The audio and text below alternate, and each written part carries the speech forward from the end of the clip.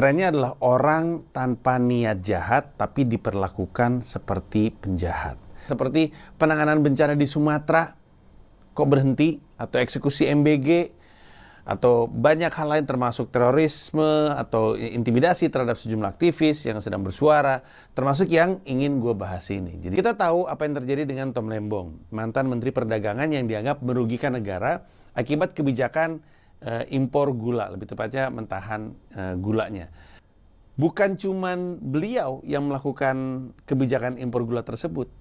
Menteri Perdagangan sebelumnya melakukannya, tapi mereka tidak dikasuskan. Tom Lembong dikasuskan. Pada saat gue wawancara beliau di Skakmat, beliau sempat berujar bahwa tadinya saya pikir ini adalah kasus hukum. Ternyata ini kasus politik. Ibu Ira Puspa Dewi, kalau gue nggak salah namanya, beliau adalah direktur atau mantan direktur utamanya ASDP, yang juga dianggap merugikan negara. Dan beliau dianggap merugikan negara karena beliau beli sebuah perusahaan dengan nilai 1,2 triliun.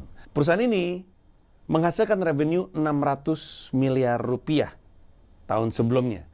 Makanya dasar penentuan nilai perusahaannya 1,2 triliun valid, karena biasanya perusahaan itu dinilai valuasinya adalah 2 kali lipat dari revenue yang dia create, dengan asumsi perusahaan ini bisa bertumbuh ke revenue tersebut. Kelak nilainya akan seperti itu. Gitu kurang lebihnya. Tapi KPK menganggap Ibu Ira melakukan kerugian negara atau menciptakan kerugian negara karena menurut audit KPK harusnya nilai perusahaannya 19 miliar. Kok bisa? Lebih misterius lagi karena tugasnya Nadiem Makarim ini cuman milih OS. Jadi nggak ada hubungannya sama nentuin harga dan transaksi. Itu beda lagi.